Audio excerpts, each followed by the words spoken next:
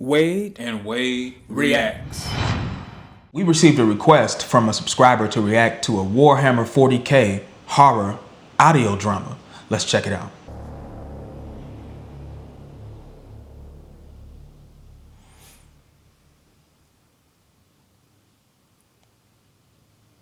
Constantine shouldered his las rifle. His bayonet shimmered in the unnatural green glow of the putrid fog that hid the world's setting sun. He stood alongside his regiment at the Rock Creek battlements.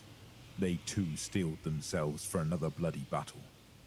The hordes would be upon them soon. The plague had started a month ago. The hive planet of Flayton was slow to react. At first, the governor had censored all reports of a spreading pox.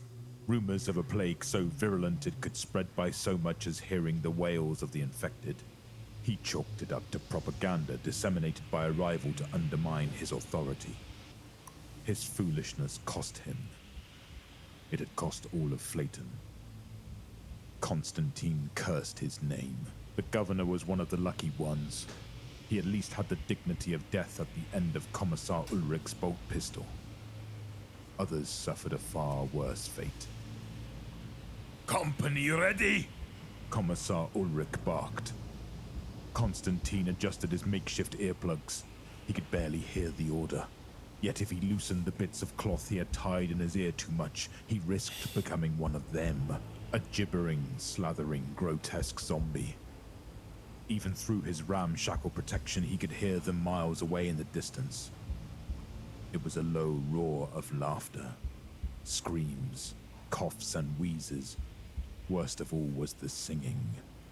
Through rotten vocal cords and pus-filled lungs, the horde sung the same tune over and over again.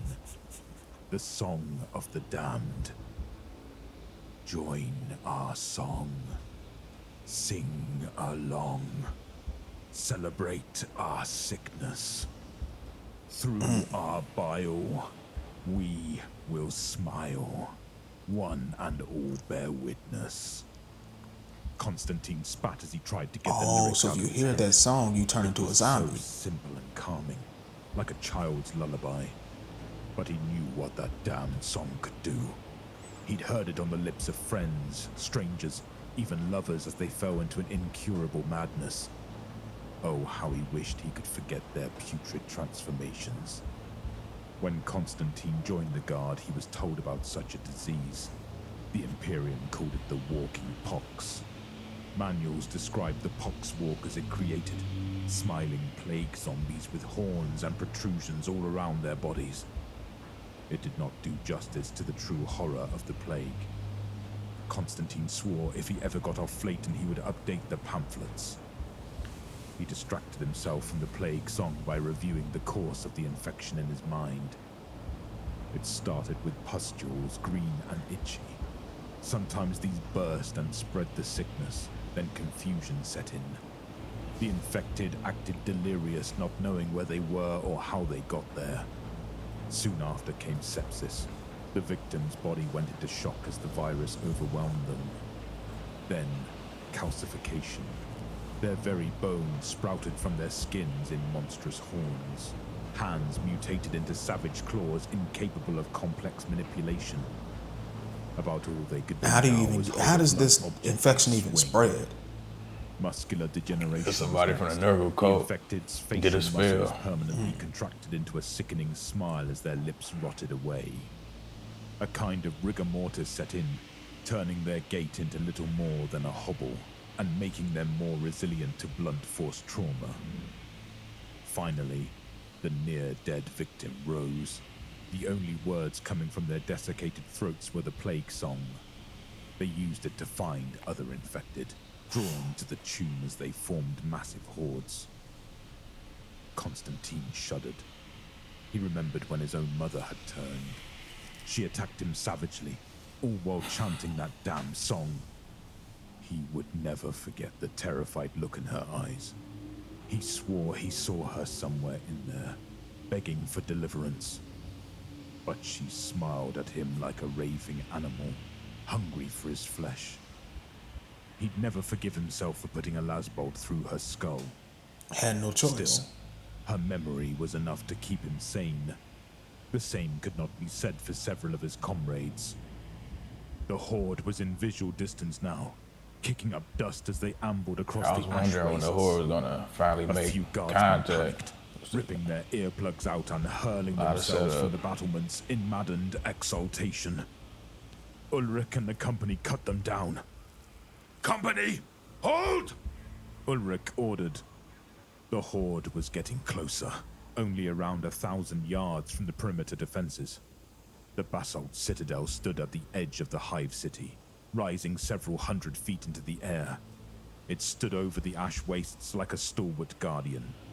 3 terraces of defenses were staggered across its face, with even more gun batteries, moats, and trenches guarding its rockcrete base. Constantine stood guard on the lowest terrace, a mere 50 feet above the plain. Commissar Ulrich was with him. He was giving orders on an ornate golden pedestal at its center. Behind them stood the hive city Flayton. It was the world's capital as well as its namesake. Now a shell of its former self, its millions of inhabitants had dwindled to 100,000 after the culling. Dang. If the citadel fell, the city fell, and with it, the last free bastion on the planet. There's like millions and millions of people that live in the hive, so a lot of people got The sick. order finally came. It's only The 100,000 horde was left. only 300 yards away now, and had broken into what passed as a run. A tide of poxwalkers trampled over one another, laughing with glee as they crushed their comrades underfoot. Heavy bolters opened up. Line after line of infected exploded into rancid giblets. But they kept coming. Constantine began shooting, picking out targets as they grew closer and closer to the outer defenses. Any auto turns? Finally, the horde slammed into the Yeah, first that's what they trench. need. Guardsmen frantically lashed out with bayonets as they were Man, buried in a stupid. mass of rotting bodies. Constantine saw men torn limb from Where the limb as the flamethrowers at? poxwalkers continued their incessant Exactly. song. Explosions dotted the line. In their And last these act, Marines here, guardsmen Space pulled Marines? the pins on their grenades, sacrificing themselves to take out as many was of gonna the say, former where citizens are of the Flayton melter as they rifles? could. That's what they Emperor, need. have mercy on them, Constantine prayed. Flamers, to the line! Okay. There it goes. Commissar Ulrich could barely be heard over the sounds of battle and chanting. As poxwalkers hacked through the outer trench, flamethrower teams rushed into position. The survivors of the first trench pulled back before the flamers unleashed their promethium. Should've Zombies made a and the moat, clouds of put some putrid water gas in that there. hung around them ignited with a roar of fire. Or some oil or Flaming something. poxwalkers Set it on flailed fire. wildly as they were incinerated. For a moment, the horde was pushed back. That was until the bolt fire started. The first hit the promethium tank of a flamer.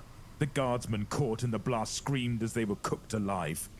More rounds screamed towards the citadel as panicked guardsmen faltered. Poxwalkers couldn't shoot. What was happening? Who was this Okay, unseen must be enemy? some Chaos Marines there. Out of the mist from behind the horde arose a sight for Constantine's sore eyes. Hulking yellow armored marines. Astartes. Yeah. The Emperor's angels had answered their prayers. Imperial fists by the looks of them. He could barely make out their livery as they advanced. He wanted to weep with joy. Thank the throne, said Ulrich. He picked up his vox. Captain, signal the Astartes to hold their shooting. We can't have more friendly fire incidents. Provide cover while they take up defensive positions. Down below, the captain nodded in acknowledgement before a bolt took off his head.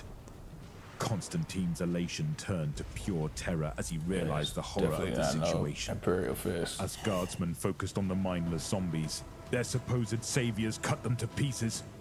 Rusted blades and blunted axes hacked into unsuspecting troopers. These were not loyalists. By the time Commissar Ulrich had realized his I could've mistake, told you the that. entire perimeter defense had collapsed. Damn it! Do not let them onto the battlements! That is an order! Ulrich screamed, voice cracking in fear. Constantine got a good look at the traitor Marines as they scaled the wall atop their gibbering cannon fodder. They were not the regal and noble warriors he had heard about in legends. They were disgusting mutants caked in disease and flies. Tentacles and horns erupted from their armor. Some had all too many eyes, while others were cyclopean. Still others had the compound eyes of an insect. Constantine recoiled as one gazed upon him, laughing as he dug his claws into the rockcrete. "I'm coming, little one," he hissed in glee, spittle and slime drooling from a tongue that was altogether way too large for its maw. Constantine shot him, but the lasbolt ricocheted harmlessly off. The creature continued its ascent. Constantine shot again, this time severing one of the beast's many tentacles. Green and black ichors spewed from the wound, but the Space Marine shot it off. It was almost upon him now, and as Constantine let loose another shot, the Marine grabbed the barrel of the gun. The lasbolt careened harmlessly into the fog. Constantine watched as his painstakingly maintained lasgun rusted away before his eyes. Dang, that virus causes everything to deteriorate. Falling back onto the battlement. The scene around him was carnage. Zombies swarmed a man to his right, while Ulrich was impaled by a Marine to his left. Everywhere guardsmen were falling. Some simply died. Others cracked and transformed into poxwalkers themselves. Their eyes bulged in fear as a horrific smile was painted across their faces. "Your tenacity is impressive, little one," a voice gurgled. Constantine looked at the plague Marine before him. The giant held the remnants of his lasgun before blowing it away into red-brown dust. "Grandfather might have use for you yet." No, I'll never join you," Constantine cried. He fumbled through his munitions pouch before grasping onto a grenade. He pulled the pin and said a prayer. The Marine laughed and hoisted him up by his neck. Slimy tentacles wriggled around the grenade in Constantine's hand as it too decayed into nothingness. "Why not, little one?" the Marine pouted. There's nothing Constantine can do. Insects were talking in unison. "Perhaps if you heard our song, you'd change your mind. I am told it has put smiles on many faces." The Marine plucked the plugs from Constantine's ears. Constantine closed his eyes and screamed as the plague song echoed in his soul. The brute let out a hearty laugh filled with phlegm.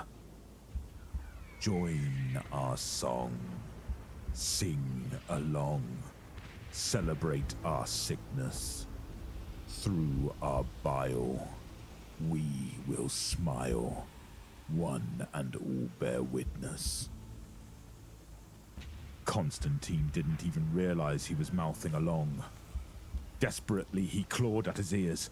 Verdant boils erupted from his body. His mind begged for an end as he lost touch with reality.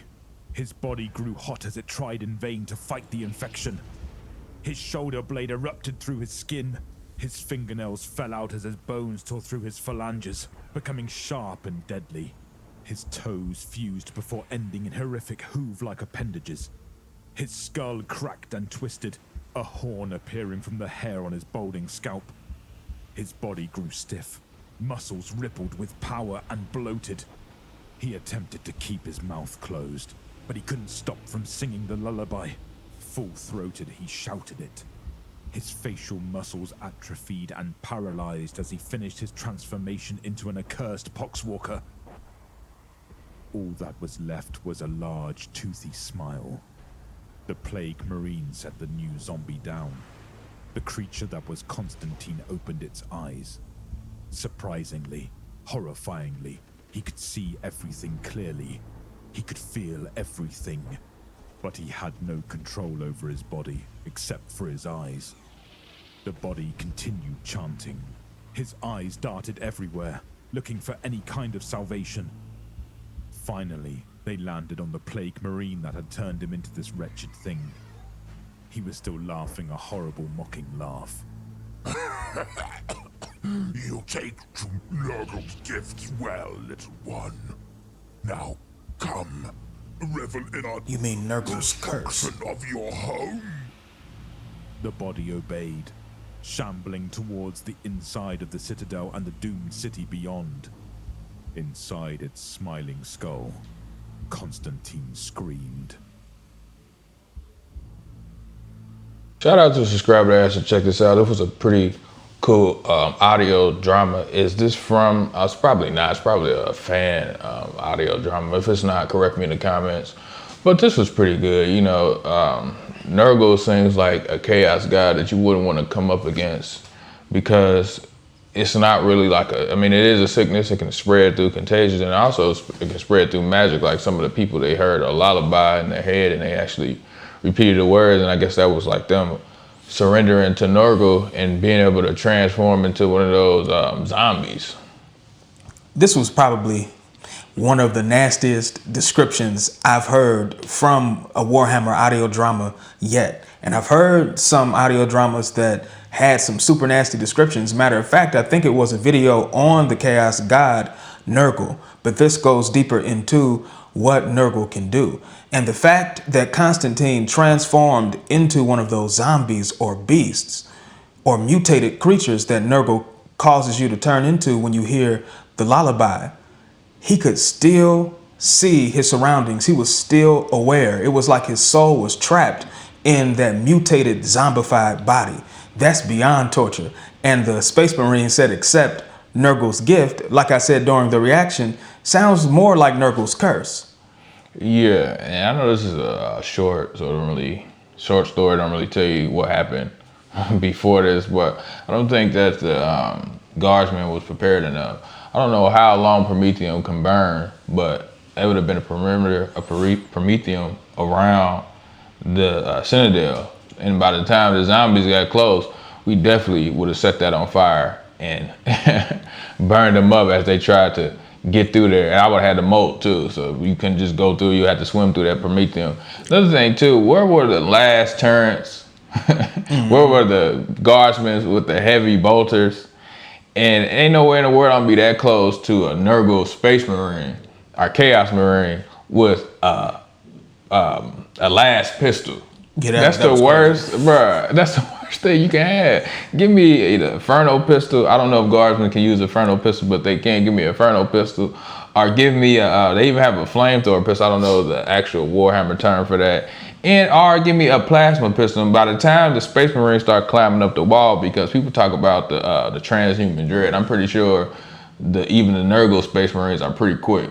So by the time they get on the wall, it's time to pull the men back, and then we need to get a different position and, you know, take them out as they're climbing over the wall with some heavy artillery, nothing weak. And it seems like when Nurgle transforms his victims into that zombified state, they keep their abilities, because the Space Marines were able to shoot accurately, more accurately than the first platoon of mutants, because they even thought that maybe Nurgle's Space Marines were the cavalry coming to help them take out Nurgle's army. Yeah, and they tripping too, because the Astral Path Acquired should have definitely summoned some Marines, but I'm pretty sure they probably tried that and no Marines showed up. They should have, I'm pretty sure that maybe the Air Force was taken down too, but they needed some help. Yeah, my question was, how prepared were they for Nurgle's attack? It didn't seem like they had any cannons set up. They didn't have anything that could help them take this army out effectively. They only had, from what it seemed, were las rifles, and you need way more than that to fight against this scourge. Yeah, and it seemed like this was the last thing, because they said the planetary governor was trying to hide that the plague was spreading, but man, Warhammer worlds are giant. They got giant cities. A committee should have got together and I just went under went over what the governor said and start preparing, because you would never end up in a situation like this. I'm pretty sure the rich got off the world immediately. Oh, for real. Went straight to a pleasure planet. That does it for our reaction to this subscriber request. Don't forget to leave your thoughts in the comment section. Also, like, share, subscribe, and hit the notification bell so that you'll never miss a video from Wade and Wade Reacts. And we're out here. Peace.